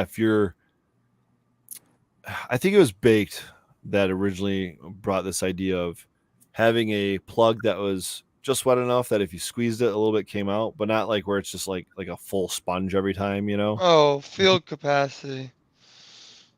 Yeah, so like essentially having that plug like constantly moist, and it'd be a similar thing in the DWC or aeroponics where it's kind of always like keeping that root or that stem area moist. What I've noticed though is if you don't use a dome on it, and even if you keep some water in that tray, it's gonna dissipate pretty quickly, and those things have a potential for drying out very fast. That's where I think the dome comes into play. I don't think it's right. the plant humid. I think that it's making sure that your stem doesn't dry out. It might. I mean, it's keeping the whole environment, but yeah, it's more about that. I think the whole thing, and in particular that rooting area. And when you have a spraying manifold or a DWC, some sort of water-based unit always kind of keeping that area moist, that's one thing. But if you have a plug around it, that has to stay moist. It's not necessarily the leaves and having like you're saying moisture on the inside of the dome, that's probably too much. Yeah.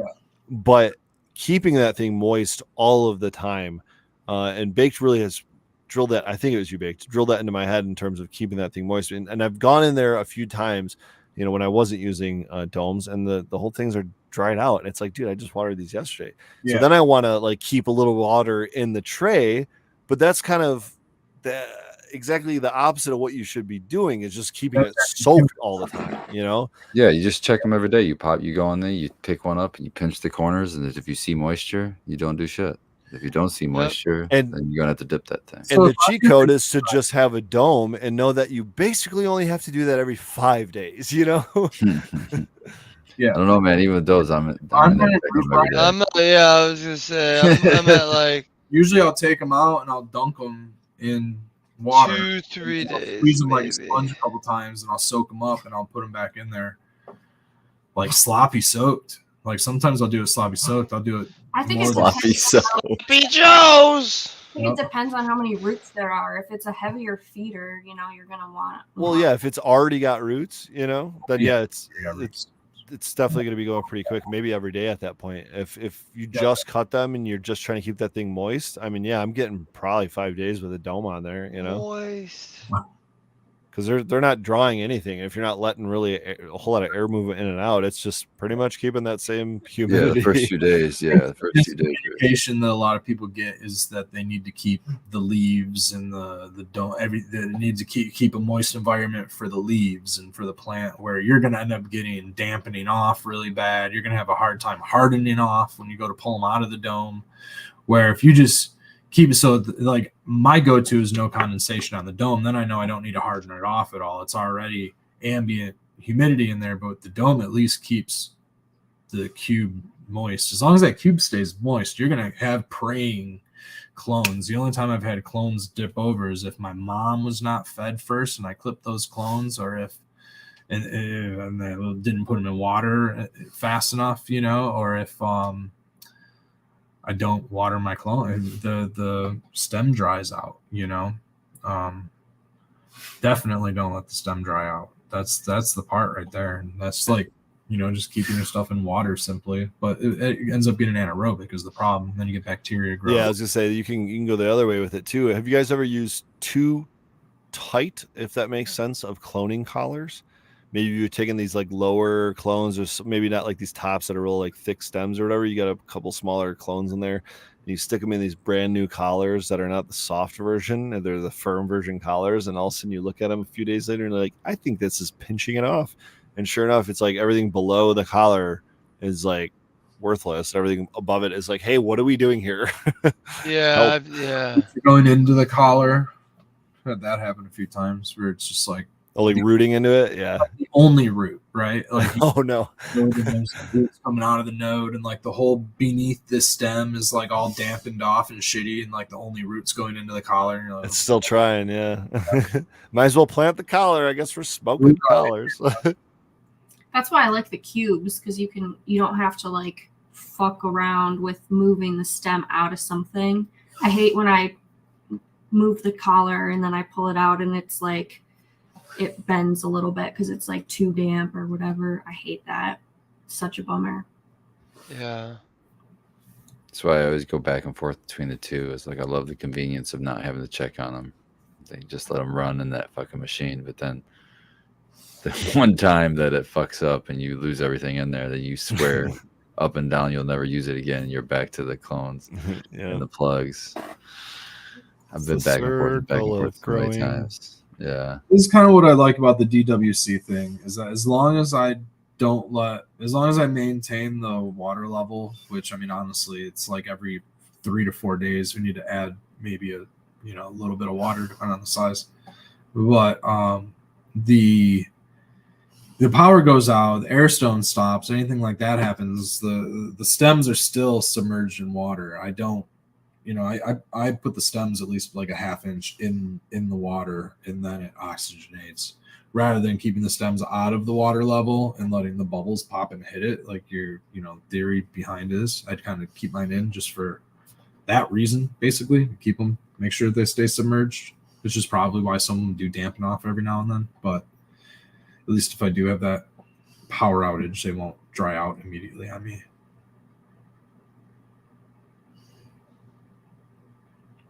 We take extra clones.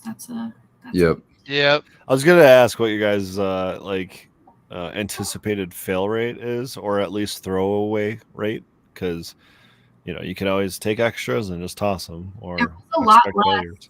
It was a lot less until we moved it to where we're not seeing it every single day. Once we scaled up to an 80 site from a 40 site is when we started losing like half. So I might as well go back to like the 40 site and just rock that, because we'll fill up the 80 site and we'll sometimes barely get out of it what we need.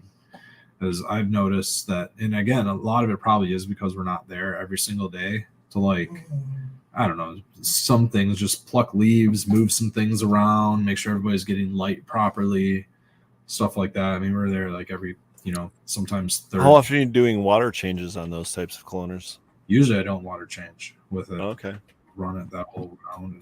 And I've never had an issue doing it that way. Like I said, my success rate's all with the 40 sites always been damn near 100%. I might lose one or two. It just gets undercrowded, because I'm never doing a mono crop ever. I'm always doing like 6 different strains. So some are always bigger than others, different growth rates. We've gotten better. We're like skipping rows in it, or staggering them in different ways. Yeah, with the 80 site, it's easier to just kind of stagger and do some stuff with that. I mean, even with like the oh gosh darn it, what's the green brand that does all the irrigation stuff? Starts with an F. Floraflex. Their green cloners I really like, because they're really rigid. Like, they're heavy duty. They're going to last a long time. I've yet to replace one of those. Whereas those like black crappy ones that are very thin and leave them, I don't know. They fall apart very quickly. Those ones, they seem to be great, and they're 50 sites, but there's not been one single time where I've filled up all 50 spots in it. And I don't know if it's just because I don't think I'm taking that big of clones even, but I don't know. It feels like having them on top of each other all the time is less productive. At the same time, it's, if you are budgeting, if you will, for a certain amount of fill rate, then who cares? Fill it up. You know what I mean? The more the better, I think. I don't know. It just seems like my success rate has been better when I don't fill those things all the way up. But that's just like a Jiffy, or not Jiffy, but the Root Riot Cube. I'm curious if it's something like there's extra additional like plant juices, more clones. I mean, there's more water volume, but like just more reason for things like bacteria and stuff like that to form. Maybe there's, additional pathogens because there's so many, roots or whatever going on in there. Yeah, I'd be curious to know if you could pinpoint it, what the difference between the 40 and 80 site is, And I'll be honest, I had more success with a, like a 12 site aeroponic cloner than I did my 144 site aeroponic cloner, but it's also 10 times the size. It could also be not enough air volume moving through. Maybe I need more air stones. Maybe we also moved it to like a new environment. Maybe the air stones aren't close enough together like they were before. I doubled the amount of air stones, so I scaled up as you would think you would. I don't know if the water volumes exactly double, but I put our Red Setter Farm sticker on the unit, and I took off the Oxycloner sticker. So we do that. I don't know if that has anything to do with it, but now sometimes maybe collars could have something to do with it. I'm telling you, the softer ones get this. They're literally labeled soft, and they're just they hold in just enough. I wouldn't try putting the. This is the one difference I found. Those permaclone ones are badass, and then you can just bake them in the oven to clean them between rounds. If you don't clean them well, that's a you really don't get a good success rate. I found too. Well, usually soak them in bleach, and that's good. We have kind of stopped using bleach. We use bleach in a spray bottle now, and we'll use vinegar on everything. So we've been soaking them in vinegar lately. Soaking them in vinegar. Not like the last one time. Was that? Oh, just the last one time. Yeah. We just started soaking them in vinegar. And we didn't take as many clones. No, we didn't. But we had better success rate on this one. I had so many. I can't even. There's not clones in there right now. No, we didn't. We had. I mean, the plants are all growing really fucking good. So, I mean, at least there's that. Like one less than we needed. One less than we needed. I don't think we took as many clones this round, though. Also, if you let them go too long, then things happen. Like that's something we struggle with is like as soon as they get roots, you should be putting them in. Yeah, that's what I struggled with this last batch of mine. I ended up having I had like 70 in the one Grodan, and I threw out probably 20 something just because I ended up not having the room in the tents to get them going, so they just got too far and. Other ones overtook them, so it just kind of pooped out after a while. But this last time was the first time that I really lost more than just a few. Altogether, I think out of 96 clones, that's the other thing I have a problem with taking clones. I love to take clones, and so I think I lost about like 30 altogether. But it was probably a blessing that strong will survive, though, right? The strong survive. I think it was a blessing we lost what we did because we were we got way too much going on. So it's good to take more clones. Good thing you did.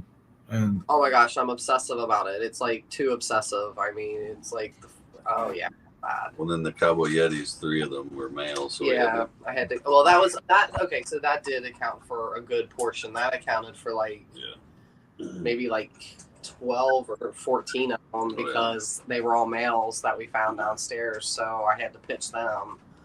So that was a good portion there. But then the rest of them they just kind of pooped out. But I did have a couple where some of the roots were so strong that they grew over to another adjoining one. They were really thick. I had to cut them with scissors. So that's awesome. A little mix on some of the drains there a little bit, maybe. I don't know. That'll be interesting to see. But yeah, I do love to take clones. That's fun.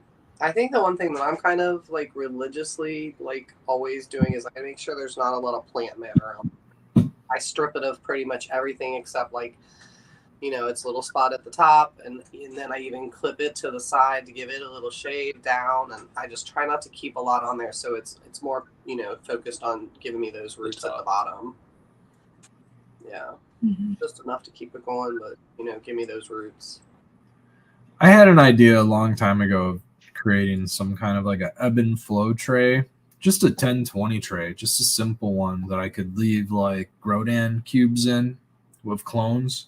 And then, a little pond pump or something would fill it up from a reservoir, and then it would just, maybe retract or have an overflow or something. And it would just give it an ebb and flow, feed it like that once a day or every other day, every third day even, just to, automatically water your clones so that they didn't dry out. Before they have roots, just from day one, but you should be in there checking them and messing with them.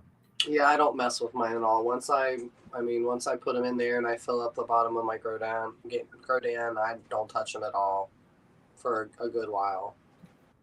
I've seen some really cool like shelving racks that have almost like a grow tent, but it's like a clear tent. It's a clear plastic, polyplastic or something.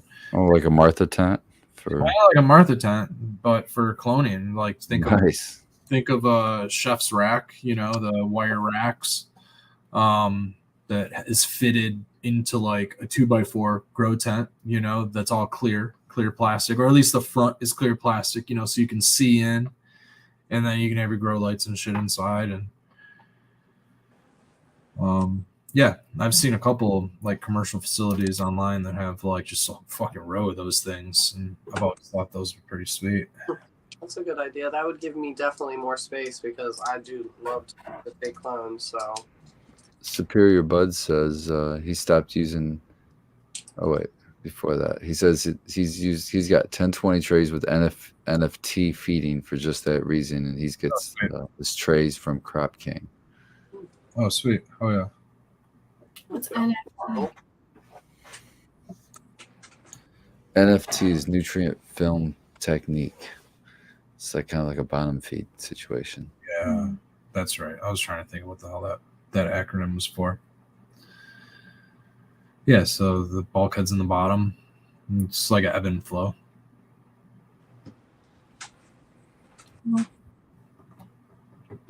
I've seen people successfully just clone in like a tray, like a 10-20 tray filled with sand, just straight sand, and then just got it nice and wet, which holds moisture forever, and just stuck their clones right in it.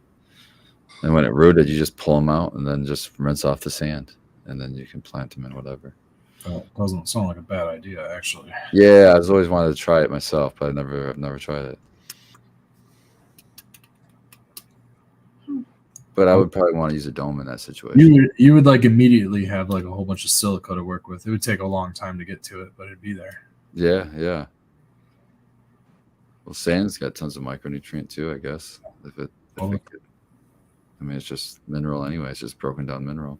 I mean, you could inoculate it with some good microbials, and get those roots a good jump start. Yeah. Instead of using a hormone. And you could just keep jamming more cuts in there. I suppose. Oh yeah. Well, I suppose that if you tried to use compost or something, it'd probably dry out faster, or too wet, or it'd be too wet. Yeah, it'd be mucky, and you wouldn't be able to stabilize the clone up, right? It'd probably be all slushy or something. Even with all sand, I'd probably want to do a thin layer at least of something like either hydrogen pellets or a big chunky perlite or pumice or something, just to have a little bit of water at the bottom, you know, or a place for water to go at the bottom, I should say. Who's ready for a curveball? I know Nuttree's not. Hey, Nuttree, if you had $250,000 right now and you could move you and Tara to any state you wanted to grow outdoors in, and with just a big ass like 40 by 60 greenhouse, where would you want to grow outdoors? Arizona. Oh, where are you getting your water from? Yeah, that wasn't thought out. Michigan. I mean, this guy. I would have said Michigan first, but I thought that was a trick question. No, just a curveball, you know. Yeah. Why? Why not? I don't know. I was just something I was thinking of. Where are you? I'm rolling up some Citrique joints right now. What do you mean? He's talking from behind the curtain. Well, are you pooping? No, listen. I'm trying to focus on rolling this joint here, okay?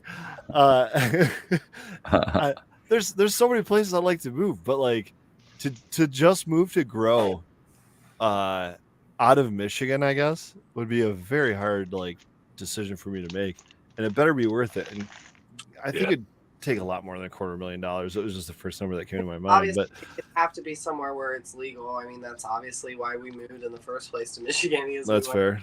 So, ultimately, it needs to be legal, you know, first and foremost. But Boy, somewhere where there's not a lot of trees, though. I don't want any PM. So yeah, arid environment probably. Yeah. Arizona would be nice, but there's no water. Man, I don't think Arizona would be nice. I used to live What's in the Texas. stipulations? I used to live in Texas, and it's miserable hot in the summertime. It's not fucking fun at all. It's not grow plants fucking weather either. I'll tell you that. It's like not good VP. Yeah, it's like fucking finish too, so we'd be able to get a full season in that. And everybody's always rushing to try to finish. But I mean, if you made me go outside of Michigan, I don't know. I mean, I would just go for somewhere like close to Michigan. You know what I mean? Jesus. But I hate Ohio, so it can't be that. Yeah. But like Kentucky, maybe see some mountains with and that's kind of Michigan weather. Good place to grow things. Tobacco's been a hit. Yeah. Hemp's a It's hit. lush there. They got the fucking terroir for it. They've been growing hemp down there for a bit. What are you doing? Say Appalachia? Yeah. I was going to say Appalachia. They got good growing seasons on there for a lot of stuff. Go to the Poconos. Do they get enough sun in Appalachia? Yeah. You'd have to be in Depending the what side of the summer. mountain you are. Yeah, there you go. South side of the mountain, sure. 'Cause I've been in some of those mountains. It's like, man, half the day is fog rolling through. It's not fog, but like clouds. North Face is going to be rough because you're going to have a glacier for July. So, and then you can get. I see. I like us right here. Good old Irish Hills, Michigan. Well, we're not Irish Hills right here, but in where we are, because the glacier moraine, sedimentary rock, the hills that have high elevation, the highest elevation in southern Michigan, which is below the 45th parallel and actually below probably 40 degrees even. We're probably closer to 37 or 39 where we are, which gets us kind of in the sweet spot, similar to like Southern Oregon, Humboldt County area, California, where all those areas have really, really good growing. I think just as good of a region down here in lower Michigan. We might not have the microclimates that they have because of the ocean and things like that, but we do have good water You're access at least. You're at about 42.058 repeated longitude. Sorry. Okay. Or is that latitude? I always get these wrong. Crap, I think it's latitude. Latitude. Is long. I broke the what? Ladder. Long, but this is short? That doesn't make any sense to me. Well, it's flat Earth, you see. So, well, yeah. Yeah, but I wouldn't call something this way long. I would say like long is like. It's more tall. Lat. It's very lat. I don't know, guys. I'm sorry. No, I think it's either. the same thing. I think as long as being, if I had to pick a direction for long, I'm with you. Left and right, horizontal. Long. I feel like we should look this up. It's latitude. You're probably right. I just that doesn't work for my brain. Yeah, right. Longitudes east and west. Latitudes north and south. Latitude, lateral, ladder, like climbing a ladder. Oh, there we go. That's how it long like a wingspan. I don't know. That's all I got. Did anyone look it up? Yeah. No, that's latitude. Latitude is vertical. Past my lookup time. Jamie's off work. Yeah, it's pretty nice. Pretty nice. I'm pretty sure Reddit has it right. Oh, I looked it up, guys. You got to go back. Were you not here in the early Michigan Bros Grow Show days when I talked about the latitude and where we are compared? Latitude is horizontal. Longitude is vertical. Actually, 45 is north of Shotgun. Or I'm sorry, 45 is north of Shotgun Line. Shotgun Line is closer to Flint, but the 45th parallel is kind of like Grayling, Gaylord area. It's about 45th parallel. You get north of that and you got birch forest. Like snow is a foot deeper. Like, it is a completely different climate in Michigan. You get north of the 45th and all of fucking nature changes, dude. It's wild. You'll be driving, it'll be fucking wet and gross, and then all of a sudden you're in a foot of snow and fucking surrounded by birch trees. It's just super white up north. You go from squirrels and chipmunks to squipmunks, like that are the same thing. They're just small squirrels, big chipmunks. I don't know. It's all Bears. No, they changed color, man. They're black up there. They're a bunch of black. We get Whoa, we have black, gray, and brown down here. I'd say there's less black up there. I see nothing but black squirrels. Really? usually up north. I don't see brown squirrels. I see How black far north? squirrels. That's what I'm saying. Brown squirrels down here, but I don't see brown up north. I see black. Black squirrels up north. Are we talking like full size squirrels, or are we talking about these squipmunks? No, I'm talking about the dog size squirrels. Little- That's what I'm talking little. about. Well, I mean, I haven't encountered those. What are you talking about? I also Squirrel, haven't black seen it. squirrel, or brown squirrel. A squipmunk. I'm talking about squipmunk. They're trash squirrels. They're filled with. Trash squirrel. Yeah, we're not talking city squirrels here. Those squirrels up north are small, and all they can feed on is little acorns. We got Yeah, that's what I'm saying. how do you say squipmunk? Squipmunks. It's a squirrel and a It's not chipmunk. one of those. It's like I thought you were gonna say a squid and a chipmunk. they're It's just a baby brown What squirrel. kind of drugs you got? Jake? What? So what kind of drugs you got? No, it just sounded like squid monk, and I was like, what would that look like? It's a fucking Squidward with a monk. yeah. That's haircut. what I was thinking. I was like Squidward mixed with Sandy. Bounce chicka wow wow. God. So it's- Ooh, Deep Root says 45th parallel is sweet spot for morels. It's good to know. Nice. I just want to clarify. Latitude is north and south. yes. The latitude. No, Yes, latitude, Dave, look it up again. You were wrong. Whatever you said earlier was wrong. latitude.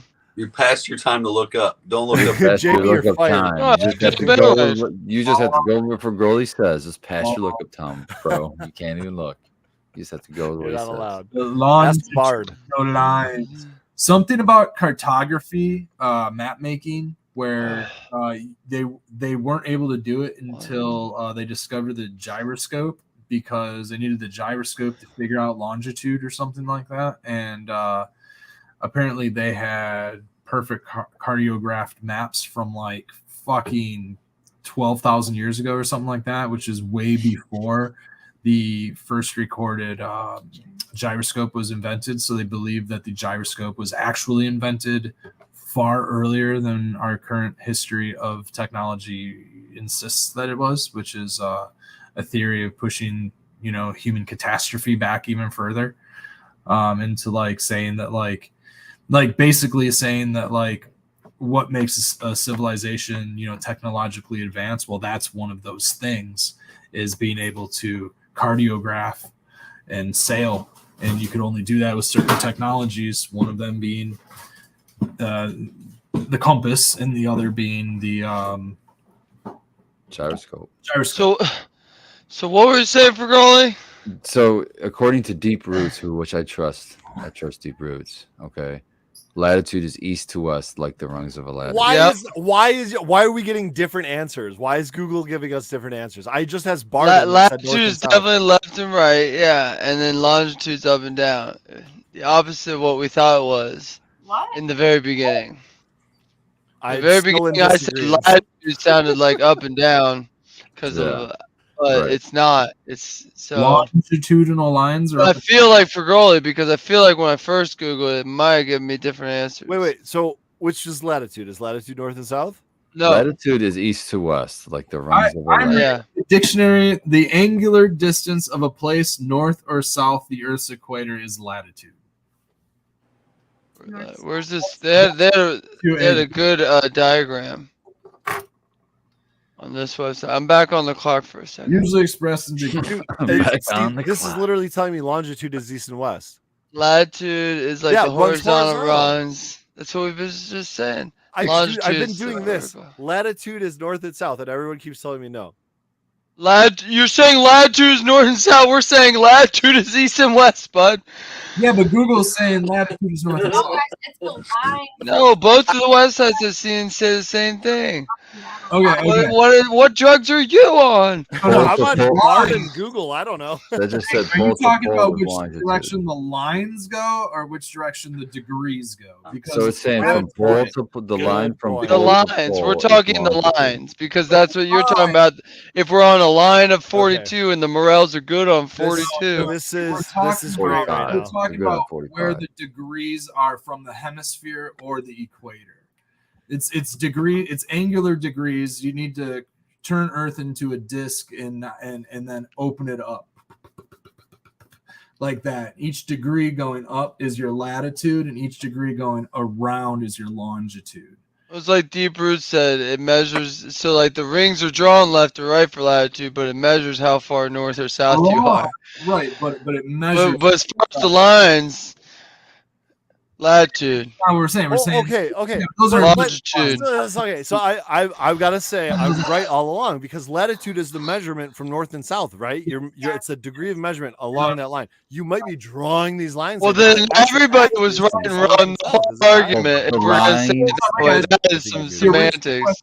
We're talking about the lines. So the longitude lines run north to south. We're always talking about the lines. The latitude lines run east to west. Original question is 45th parallel. What is it? Is it latitude or is it longitude? The 45th parallel in Michigan, cutting across the hand of the state, the mitten, is the gander latitude line right there. It's up in the gander. The 45th latitude line. Yeah, 45th latitude.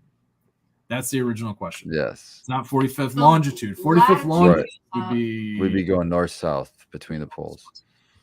The line runs. Oh, this is killer content. Yeah, the line. Oh. Meridian. Yeah, there we go. The meridians are the lines. So next week on the Late Sesh, we're going to show you how to build your own tent, just like the Boy Scouts. How about a grow tent instead? Yeah. Maybe a compass. Yeah. Well, the compass is going to really throw him for a loop there, Nuttree. So... For Broly's audio's fucked. He can't even hear. I don't think a compass matters. Yeah, I think. Now we can talk about him. He won't be able the to longitude and the latitude got him. It made his head explode and it messed up his audio equipment. This is all confused. We're all right. We got it. I can hear again. There we go. Oh, he's back. It's all good. I just saw a lot of mouths moving at me, and I got really scared. My audio cut out. So.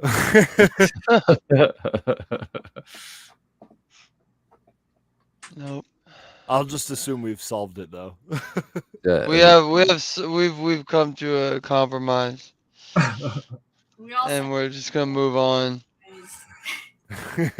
Yeah, we all baked a cake with the same ingredients. We're talking about how next week we're gonna teach people how to use compasses or pitch a tent. You're going in the woods. That's a weird thing to teach somebody how to pitch a tent. You would. I knew you were gonna say something. I'm talking in the camping sense, and I think that was well known. My favorite compass is the ball compass that you can pin to your anywhere, really. I prefer to pin mine. Is it like? Are you talking about a sphere compass? It's a sphere. It's a clear sphere with a float on the inside. How can you pin that to anywhere? Yeah, you can pin it to your shirt. I like pinning it to my pants because I can look down at my pants. I think, but I'm gonna make the argument that the same way you can pin that to anything you're saying, you can pin any compass. Yeah, but all compasses are designed to be on person like that. Yeah, but most compasses you have to like pull out and open and like take a look. Oh, I see. Yeah, those are like some serious compass. This compass, yeah. Pin it so you I got my hands full. I used to have what you had on my backpack. A thing in this hand and a thing in this hand, and it's usually going like this. So it's like look at the compass, and just kind of look down. Just, like, walk around except unless you have something. I feel like what are you looking for at the compass for? You get that far out? Oh dude, if you walk into the forest and you don't know the direction you're walking in, you don't know the direction you need to walk out. You need a little hat with a. You gotta have a point of reference. The second you step foot into that forest and you walk 100 yards, that's what I'm saying. Like the cabin or whatever would be my immediately point. Turned around. If the skies are covered and you can't see the sun, for whatever reason, dude, the second you walk into that forest, you get fucking turned around. You just pull out your phone, man, and Google it. And That's what I'm thinking too. I'm like, phone's pinging because there is no cell service in the middle of the forest because the trees are blocking signal, or for whatever reason you just don't have a tower nearby. Those are real deals. But honestly, battery. What I was getting at with the pin hands-free compass is that you don't want to have your phone or your sidearm or anything like that, or your pocket knife in your pocket with that sucker next to it, because again, you'll just be walking in circles. I did that one year. I had something of metal in my pocket, and I had my compass on my pocket, and I was just looking at the compass, and I was like, why the fuck is this thing banging around? It just wouldn't. Oh, I see. Yeah. Stay still, and I was like kind of trying to follow it, and it was like every now and then it would just kind of spin around on me, and I was like, motherfucker. It took me half the day to figure out there was something metal in my pocket, and I'd honestly been walking in circles. And, but yeah, dude, if you, so you're walking into the woods off of a road, assuming that road's big and not just like curving. It's better to look at a map and know what the road does. Because some roads start off east and west, and all of a sudden they start going north and south because there's a curve. You want to know where you can exit the woods if you're walking into the woods, because I'm not talking about walking into the forest on a trail, and I'm not talking about a hiking trail. I'm talking you're walking into the fucking forest from a road. There's no road. There's no you're maybe off a 2-track, maybe not even off a highway where you hear cars. Sometimes you can hear the road and you're like, oh, okay, I know the road's over there. Just walk towards the cars. But sometimes you're off the 2 tracks, deep in the bush, and you go off. You can't hear. All you can hear is coyotes and gunshots. Yeah, and fucking so many gunshots. All the fucking things you can hear, and you don't want to go in either of those 2 directions. Unless you're coyote hunting, I guess. Yeah. Which, good luck. Yeah, when the sun starts going down, you start hearing the coyotes, or you start hearing the Sasquatch. That's something you're always allowed to shoot in Michigan is coyotes. Yeah. Well, actually, rabbits, squirrels, a lot of these things are on the rodent list now, so we can, literally just shoot them whenever we want. Well, it's safely. If you have a deer tag, you have a small game tag. You have to have a base license to get a deer license, so you can shoot small game. Mm-hmm. Used to be a time where you didn't have to register paperwork. Dude, now you have to. In the last 2 years, you've had to report your deer before you even take it to the processor. It's insane. I heard they changed it. My boss was talking about that. That's a little nuts to me. I mean, is that a tuberculosis thing still, or is that a chronic wasting thing? It's probably both, and it's probably also just, I don't know. I'd like to think that DNR is really like doing a good job at what they do, but sometimes they're just like they rescued a lemur. Cool. They rescued a lemur in Michigan, so that was nice, I guess. Yeah, who knows if I didn't read if the lemur was getting mistreated or if they were just saying you can't have a lemur because there's a lot of exotic animal laws in America, depending on your state. You just can't have what you want. Like a forest lemur? Or is it a pet? Like someone brought it off a boat? Yeah, I mean, they're not natural here, but yeah, somebody. I mean, a lemur's probably like this big. Lemur? Yeah, that'd be sweet. It's like maybe like a little monkey thing. Changing. Like a raccoon? It's like a raccoon. Oh, raccoon, yeah. I got okay, remember that movie Madagascar? There was the I like that movie. King Julian. He was a lemur. There you go. Yeah. So no, like it's Spartan with the name drop. Jeez.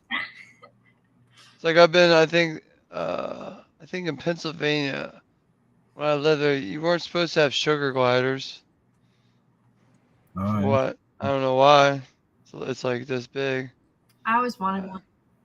Like I understand some, like in Florida, you can't import all the cool ants, like real deadly ants and stuff for your ant farm, because if they get out, they could live in Florida, and so they'll thrive.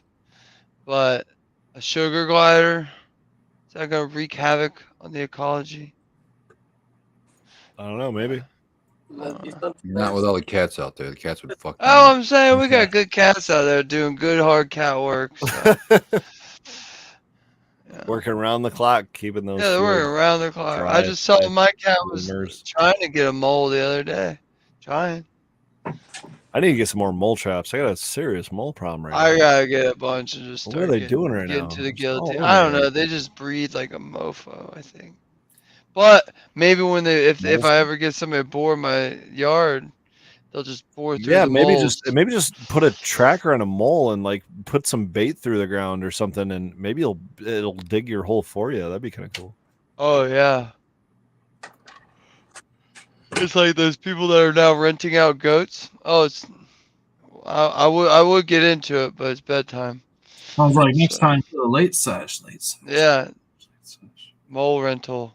Hash time. Everyone have a good night. Last time.